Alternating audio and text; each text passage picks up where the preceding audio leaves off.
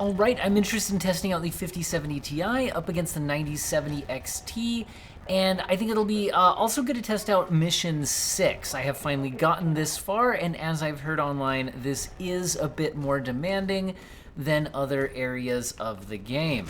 Let's go ahead and get to the actual combat start, although maybe we should let you know what the graphic settings are before we get on out the door and start killing some demons. Now, this is currently 4K resolution, and it is at max settings. Everything's ultra nightmare. Again, this is if you're watching this in the future, this is before they've introduced a path tracing mode, which might end up changing things. But for now, it's the max settings available in the game. And right now, I'm also on native TAA. So we have TAA anti-aliasing and upscaling turned off. And honestly, already performance, even before we get into combat, is only kind of in the upper 40s, low 50s or so. As we get out into the actual combat zone, I will go ahead and kick off the frame rate counter, and we're gonna go ahead and see how that plays out. Okay, the doors are opening, we're kicking on the frame rate counter, and we're gonna go ahead and see how this goes. Yeah, we are seeing a lot of enemies on screen, and we are dropping into the kind of mid-40s or so for this fight. Probably not the frame rates we want to be at for this type of crazy combat and everything. Let's do a bit more of the fight before we go ahead and adjust graphic settings. So this is native maxed out 4K resolution with the TAA anti-aliasing, but at full rendering resolution. All right, but yeah, it's looking like we're only able to handle about the mid-40s or so for the frames here. Really not what we're looking for. So I think the next thing I'm gonna do is take a look at upscaling. So I'm gonna go ahead and use DLSS, and let's try out quality mode first, but we can also go down to performance mode if we need to with DLSS 4. It does look quite good, even dropping all the way down to the performance mode at 4K. And let's go ahead and get into this combat again. All right, looking like we are in the mid-70s, now dropping into the mid-60s as we get out into this combat. It is certainly a demanding section. All right. Also, this portion of the game is really showing some of the stuff that this game is doing a bit different than like Doom Eternal. This is a much larger map, lots more enemies on the screen, a lot of destructible environment, lots of craziness happening. But yeah, it is certainly pretty demanding. 5070 Ti, and we are in kind of the, looks like mid-60s, 66 FPS average right now. By the way, if things look choppy to you, remember that I'm recording gameplay that is out of sync with the 60 FPS capture. If I locked to 60 FPS, everything would look smoother, but the frame rate numbers would no longer be showing what the card was capable of. So do keep that in mind. The frame time graph through all of this is buttery smooth. So use that to judge for stutters or anything like that. Okay, looks like we averaged, ended up being about 68 FPS through that. Most of the enemies done. Let's go ahead and try out what if we did drop down to DLSS performance mode. Let's restart from that same checkpoint, and away we go. All right, looks like we are now up into the 90-ish FPS range, but let's see what happens as we drop down into the big combat scene. Looking like we're hitting down to about 80 or so. It's hard to parry projectiles while staring at a frame rate counter. The frame rate number on the far left is the current frame rate as of the moment. The one in the middle is the average, ever since I clicked the begin benchmark button. And then the one on the right is the 1% lows. It is really nice that the 1% lows tend to stay very close to the averages here. Again, there's not a lot of frame time variance. This is very, very smooth frame rate experience. Frame time experience. Very consistent frames, much better than something like Unreal Engine 5 games that we see, all of that. So that is all good. Now, get through this last big demon here, and okay, about 85 FPS using DLSS performance. Now, it is also the case that we could use frame generation on the card here. Absolutely something we could do. I just kicked on my latency counter using the Nvidia overlay. So this is showing the system latency. Looks like we're right around 26 or so milliseconds. Something is shooting at me. 26, 27 milliseconds, right around that kind of range. What if I went ahead and kicked on frame generation? Notice the frame rate will increase, but the latency doesn't improve. It gets slightly worse, which I think is always worth pointing out. You know what, let's just max this thing out. Let's go up to ×4 frame gen mode, and then let's restart the map from the checkpoint. Okay. So you can see now frame rate numbers are through the roof. Kind of ignore the frame time graph in the 1% lows right now, though. It does not report the generated frames correctly to those metrics. Why did my latency counter disappear, though? Can I get that to pop back up? Alt-R. There it is. Looking like currently latency in the mid-40s or so. So it is absolutely getting me a lot more frames on the screen, but there is certainly a penalty to the PC latency side of things. I will say this still feels very responsive. So while it doesn't feel more responsive than it did around 90 FPS, while it is technically less responsive, I would say it feels about the same. I don't notice my mouse feeling particularly floaty or anything. But the smoothness on the 240 Hz display looks smoother. Remember, you are looking at a 60 Hz capture, a video that is out of sync with a 60 Hz capture card. So you may be seeing stutter, screen tearing, motion judder, which just does not exist in person on the 240 Hz display. So do always keep that in mind. All right, so that is what we can do using DLSS performance and frame generation ×4. So we're using all the tricks. I think next thing we should do is test out some other resolutions, and let's turn the frame generation back off for doing so. So frame generation off. Let's actually go back to TAA with resolution scaling turned off and go to 1440p. So we are now going to be looking at native 1440p resolution, again using the TAA upscaling method, no frame generation, no upscaling, anti-aliasing, no upscaling, no frame gen. Let's go ahead and need to kick on the averages. Okay, looks like we are around mid-70s or so. Again, this is a very demanding area of the game. After having played the first 6 missions, this is certainly the most demanding mission, and this little opening scene, big battle area, is one of the most demanding areas on this map. So,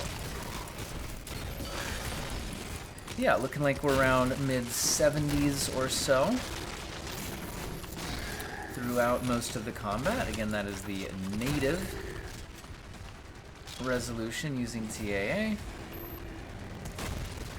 And, you know, honestly, that's probably good enough to give us an idea of what we're looking at here. I do think it would be worth at least trying out using DLSS quality, though, to kind of compare. So it looks like we're averaging around 76 there. Let's go ahead and kick on DLSS. Let's go to quality mode now, since we're at 1440p. I don't want to get too overly aggressive with it. We'll still leave frame generation turned off. Just remember, of course, we could kick that in as well. All right, 1440p DLSS quality, but otherwise maxed out settings. Looks like we are going to be in kind of the upper 90s, around 100 FPS now. Seems pretty good. Very, very you know, honestly, seems responsive, looks good, feels pretty good.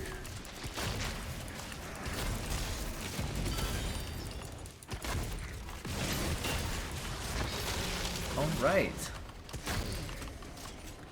So yeah, it looks like we're, you know, 103 FPS average right now. So 100-ish FPS, a little bit over 100 FPS using quality level DLSS. kind of maxed out at 1440p. Next thing I want to look at, just kind of for fun, is 1080p. I don't think most people are buying this kind of graphics card for 1080p, but some people are. They're mostly focused on esports at high refresh rates, but you might also play some single-player games. So let's go ahead and see how native 1080p fares, and then we'll stick in the 9070 XT from AMD and kind of see where we get with that. Interesting, because this game always uses ray tracing. But I've been hearing reports that the 90 series from AMD may be faring better than the 50 series in this game. So we will have to see. Looking like our performance here at 1080p native is very similar to the performance we had at 1440p with DLSS quality enabled, and that is normal. There's a lot of games where that is the case. One of the reasons why I strongly advocate for 1440p monitors if they're at a good price in your region. I know in the United States, 1440p monitors have actually been very affordable for the last few years. And, because again, playing at 1080p native is about the same frame rate in many games as playing with quality level upscaling at 1440p. And sounds like my laundry is done, guys, if you're hearing a little chime in the background. Don't know how loud I actually have the game sounds in the mix here. Maybe you can barely even hear me talking, who knows? Or maybe you can barely hear the game sounds. It's hard to tell until I finish the video. Let's pop in the 9070 XT and see what happens. All right, we are now on the 9070 XT. It is at Ultra Nightmare Native TAA. I guess I could show you guys real quick just to confirm. 4K TAA resolution scaling turned off. This is native resolution and Ultra Nightmare settings. Let's go ahead and hit the frame rate counter and see how things go. All right, we are in the mid-40s-ish. This seems actually quite similar to how we were doing on the 5070 Ti. And the fact that it's quite similar, given the fact that technically this card is supposed to cost less in the United States, they're actually pretty close these days. But also that this is a ray tracing title, and while AMD did make a lot of improvements to ray tracing this generation, it's still not fully caught up in the heaviest ray tracing workload. That's showing that there's, given that this does run at 60 FPS on consoles, and those are older AMD ray tracing hardware, I would imagine that some level of optimization for AMD hardware and ray tracing is probably in. I'm sure once we get to the full path tracing mode, things will probably look a bit different. But yeah, looking like we're kind of in the mid-40s. Looks like 47, if I remember right. You guys can go back in the video. I'll probably timestamp things. If I remember right, the 5070 Ti was more at like 45 or 46. We're at 47, so maybe technically a little bit of a lead there. But again, the exact gameplay is not completely identical either. So anyway, there is that. So let's go ahead and adjust things from here. So on the Nvidia card, I went to DLSS. Now here we have FSR, but there's no mention of FSR 4 specifically. And if I open up the AMD driver software, we go to the gaming tab, this is where you would see the toggle to enable FSR 4 as a driver override. It is not currently available. If this is FSR 3.1 or later, then that should be able to be a thing that could be added at some point, but at this point doesn't seem to be available. So we could go FSR quality. Another option, though, is XeSS. Now, when I was on my 6800 XT from AMD, I was feeling like the XeSS upscaler looked better than the FSR upscaler, so I'm actually kind of interested in trying this out.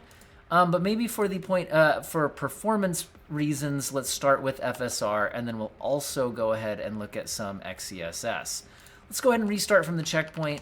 This is FSR quality, but again, pretty sure we're talking some FSR 3 variation rather than FSR 4, given what we're seeing in the driver panel there. All right, and let's go ahead and get into the combat here. It's looking like we are in the lower 70s, dropping into the 60s. at times.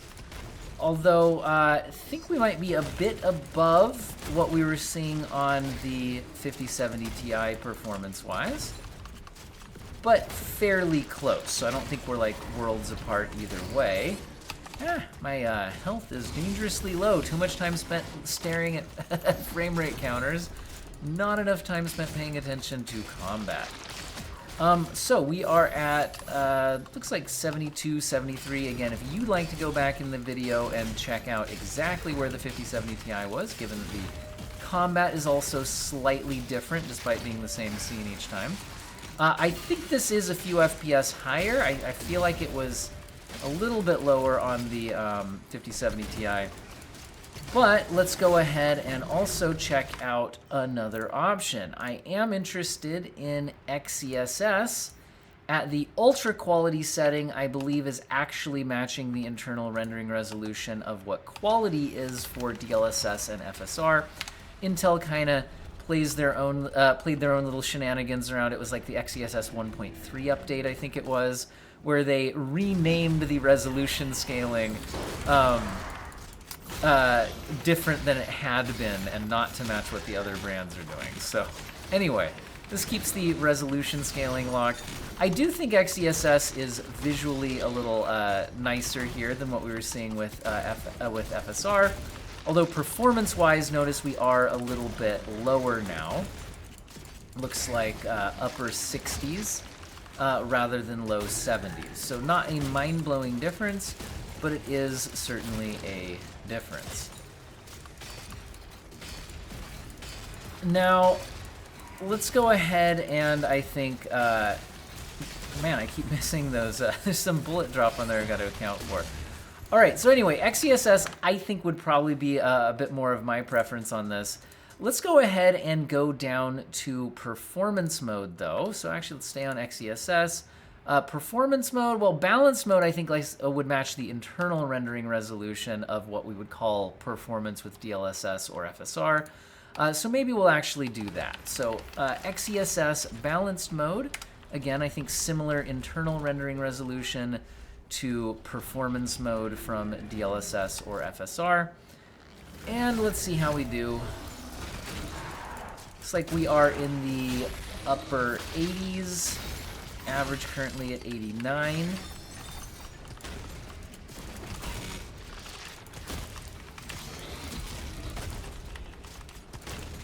And 90, sorry, 88-ish. Okay, yeah, very playable here. The XeSS upscaling, I mean, on the YouTube video, I'm sure there's a ton of compression just destroying everything anyway. Yeah, in person, you know, I can tell it's a bit less sharp, especially in motion, than the DLSS performance mode was.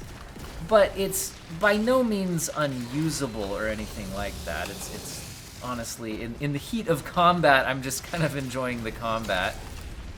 So this is perfectly usable. Would still be nice to get FSR 4 in here, though, because I think that would be better than what we're seeing here.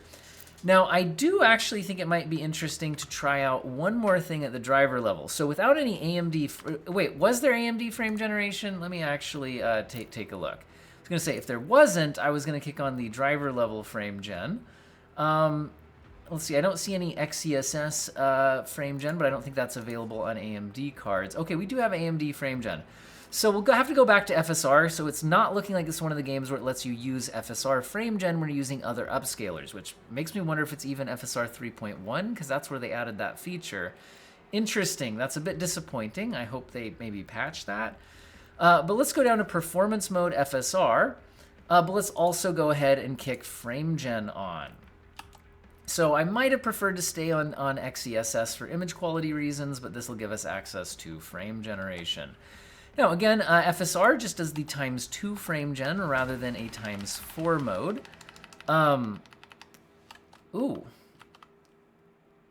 My game's locking up here.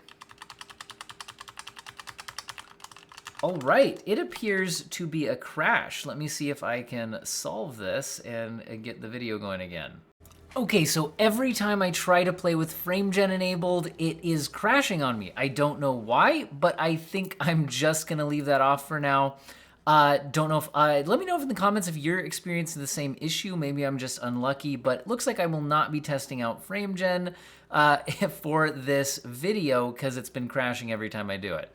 Anyway, let's go ahead and instead test out 1440p resolution. So let's go to 1440p, and we'll also go back to native TAA. I think we also tested that out on the 5070 Ti, so it'll be a good initial comparison point. Again, Ultra Nightmare stuff, 1440p, resolution scaling off, frame gen off. So native 1440p TAA. Let's go ahead and see how we do. If I remember right, the 5070 Ti was, I think, in the mid-70s during this combat scene. And it is looking like we are currently in the 80s. It is dropping into the 70s, but average seems to be so far into the 80s. All right. And yeah, it actually is looking like performance is a little bit ahead of the 5070 Ti from what I remember. Again, you guys can go ahead and pan back into that portion of the video for a more direct comparison.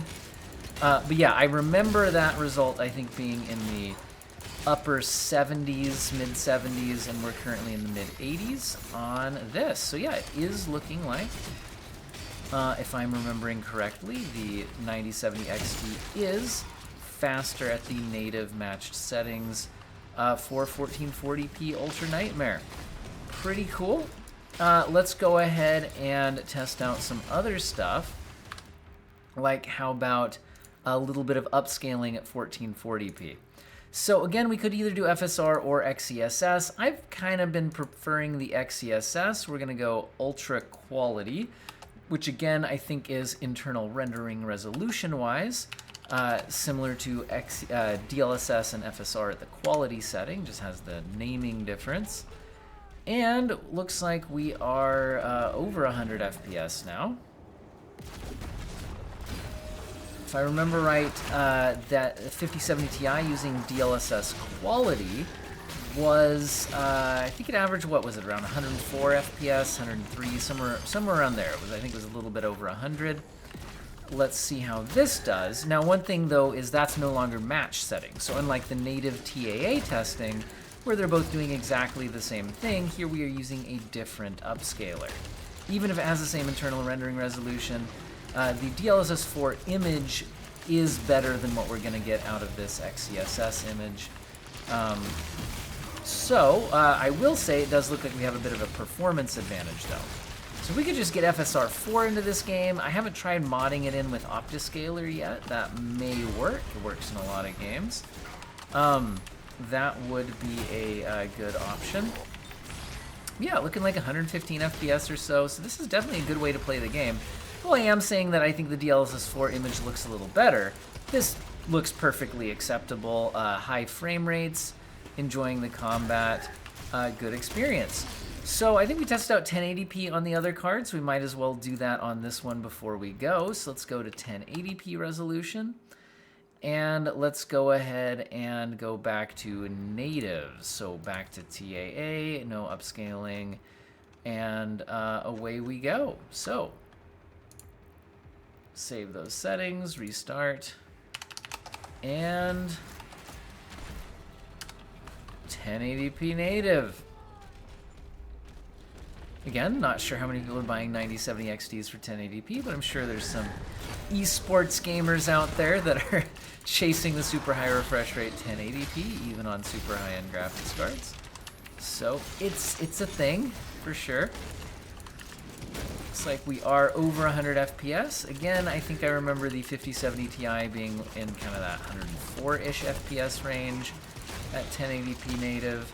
Looking like we're here closer to 112. So again, not a mind-blowingly massive lead, but is interesting that it is a ray tracing title, Nvidia sponsored no less, with the 9070 XT ahead of the 5070 Ti, which is generally a little bit faster, and especially when ray tracing, is generally faster. So interesting stuff. I'd imagine the tides would turn once the path tracing settings are out. But this looks good and is running well on the 9070 XT. Alright, this might be the conclusion of my Doom testing videos, unless you guys are super interested in me keeping going. I've made a lot of these by this point, it seems like. I hope all of you have an excellent day.